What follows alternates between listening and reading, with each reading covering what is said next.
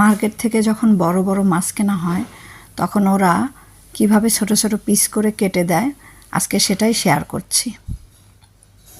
তো দেখি আমাদের মাছের কি অবস্থা, ওরা পিস পিস করে কেটে দিচ্ছে। আমি বলে দিয়েছিলাম এই রকম ছোট ছোট পিস হবে, ওরা মাপ দিয়ে ওরকম ছোট ছোটোভাবেই কেটে দিচ্ছে। এটা কোরাল মাছ, নর্মালি এই কোরালটা 3-3.5 কেজি হবে। নর্মালি কোরাল আরও বড় হয়, 4.5-5 কেজি 6 কেজি করেও কোরাল হয়।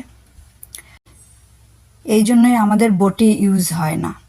বটি অবশ্য নিয়ে আসছি বাংলাদেশ থেকে, বাট তেমন একটা ইউজ হয় না। ওই যদি অল্প স্বল্প কিছু মাছ কাটতে হয় ওই ছুরি চাকু আর কেচি আমাদের ভরসা।